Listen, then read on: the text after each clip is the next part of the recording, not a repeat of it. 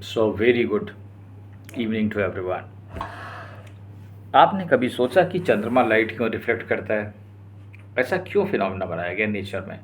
क्या आपने कभी इस बारे में कल्पना की? क्या कभी सोचा कि आखिर चंद्रमा जब भगवान या परमेश्वर एक सूरज बना सकते हैं जिससे लाइट निकलती रहती है, तो चंद्रमा से रिफ्लेक्शन की जगह चंद्रमा में खुद की लाइट भी कर सकते थे। भाई जब परमेश्वर हैं तो कुछ भी कर सकते थे, वो चाहते तो ऐसा कर सकते थे। आप मतलब मेरी बात समझने की कोशिश करिएगा। तो वो आराम से ऐसा कर सकते थे कि वो रात में एक चंद्रमा ही बना देते जो कि सेल्फ इल्यूमिनेटेड स्टार होता। जब इतने स्टार अंतरिक्ष में ब्रह्मांड में चमक सकते हैं, खरबों टर्बों की संख्या में, trillions and millions are there, तो भाई एक चंद्रमा को भी ऐसे बनाया जा सकता था, लेकिन नहीं बनाया गया। क्या तुमने कभी इस पर विचार किया कि ऐसा क्यों हुआ? क्योंकि तुम विचार नहीं करते हो, लेकिन मेरे पास तो थोड़ा समय है आजकल, तो मैं विचार कर ले रहा हूँ। मैं इसके बारे में पढ़ रहा था, ऐसे ही कोई किताब पढ़ रहा था, मेरे ख्याल से योग वशिष्ठ पढ़ रहा था, उसमें चंद्रमा की रिफ्लेक्शन की बात आई, मतलब रिफ्लेक्शन की बात कर रहा था उसमें कोई। तब मेरे दिमाग में चंद्रमा का ख्याल आया। तो देखो नेचर की खूबसूरती क्या है, परमेश्वर मतलब परमेश्वर का जो इंटेलिजेंस का लेवल है ना, उसको तो खैर कोई पा ही नहीं सकता, उसको तो डिफाइन भी नहीं किया जा सकता। It can not be defined, उसके बारे में कुछ बोला ही नहीं सकता। लेकिन फिर भी मतलब वो बहुत ही ज़्यादा होगा, उसकी आप कल्पना नहीं कर सकते। और वो जिस खूबसूरती से उसने बनाया होगा, वो खूबसूरती को पहचानने के लिए भी एक खूबसूरत हृदय और दिमाग चाहिए होगा, जो कि उस तक पहुंच सके, उसको समझ सके कि ये बनाया क्या गया है। Are you getting my point? कि जब आप स्वयं उस लेवल पे कुछ कुछ आगे को बढ़ते होंगे, तो उस स्तर से उस चीज़ को समझना। अब ज़रा कल्पना करिएगा, ठीक है, कि वो चंद्रमा वहाँ है, आप यहाँ हैं, वो रिफ्लेक्शन कर रहा है, क्या मतलब है? वैसे आपको इस बारे में मालूम होगा मेरे ख्याल से कि जो सूर्य है वो घूमता है तो उसका प्रकाश चंद्रमा पे पड़ता है, एक डिफ्यूज्ड रिफ्लेक्शन होता है। डिफ्यूज इसलिए होता है क्योंकि उसका सरफेस ऊबड़ खाबड़ है, तो वो थोड़ा डिफ्यूज रिफ्लेक्शन करता है और आप तक लाइट आ जाती है, आपको रात में चंद्रमा दिखाई देता है, मतलब प्रकाश दिखाई देता है चंद्रमा का। अमावस्या ना हो तो हल्का हल्का, पूर्णमासी हो तो ज़्यादा, ठीक है। So there is a beauty in that. चंद्रमा पतला होता है, कभी पूरा होता है, उसमें भी देखिए खूबसूरती बनाई गई है। पर ऐसा बनाया क्यों गया?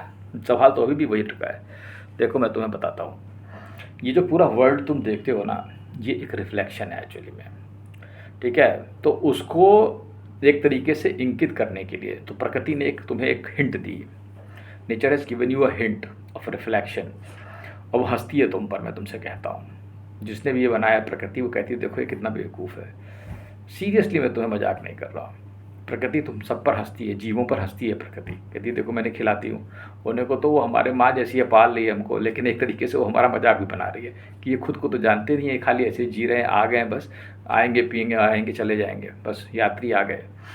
सो द पॉइंट इज, इससे ऊपर उठ के प्रकृति को कंट्रोल करना। इसीलिए कृष्ण ने कहा तीनों गुणों से ऊपर उठ के प्रकृति को कंट्रोल कर लो, ठीक है। तो प्रकृति ने क्या किया तुम्हारे लिए, जैसे तुम लोग छोटे मोटे चीज़ें बनाते रहते हो, मॉडल बनाओगे, तो प्रकृति ने भी अपना एक मॉडल बनाया। कैन ये एक सूरज बना दो, अब उनके पास उतनी पावर है, उस हिसाब से तो उन्होंने कहा एक सन बना दो, कहते मून बना दो, ऐसे रिफ्लेक्शन दिखा दो, लोग देखेंगे कहेंगे ऐसे बनता है। सो द पॉइंट इज, जिस प्रकार से मिरर में, ठीक है, जो इमेज बनता है, when you see a plane mirror, आपकी इमेज अंदर बनती है, उसको आप रियल भी नहीं कह सकते हो, अनरियल भी नहीं कह सकते हो। बड़ी खास बात है, वो है भी और नहीं भी है, ठीक है। उसको डिफाइन नहीं किया जा सकता, इट इज़ नॉन डिफाइनेबल। उसको आप डिफाइन नहीं कर सकते, उसकी आप उस पर उसको बता नहीं सकते हो क्या है। जो आप शीशा देखते हो उसके अंदर क्या है, वो रिफ्लेक्शन है। वैसे ही चंद्रमा है, और जो सेल्फ के अंदर सब कुछ वैसे ही रिफ्लेक्टेड है।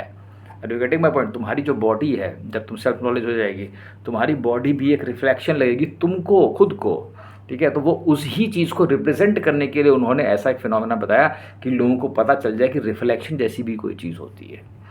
Are you getting my point? तो इतना दिमाग है वहाँ पर, तो थोड़ा सा सोचना इस बारे में, कल्पना करना, प्रकृति को थोड़ा अध्ययन करने के लिए थोड़ा सा समय निकालो, थोड़ा सा जीवन को धीरे कर लो। मैं तुमसे कहता हूँ बहुत ज़्यादा नहीं कर पाओगे, क्योंकि जीवन ऐसा हो ही गया है, इतनी चीज़ें हैं तुम्हारे पास करने के लिए, तो कोशिश करो अगर कुछ निकाल पाओ तो निकाल लो, ठीक है। तो थोड़ा अध्ययन करो प्रकृति का। Thank you.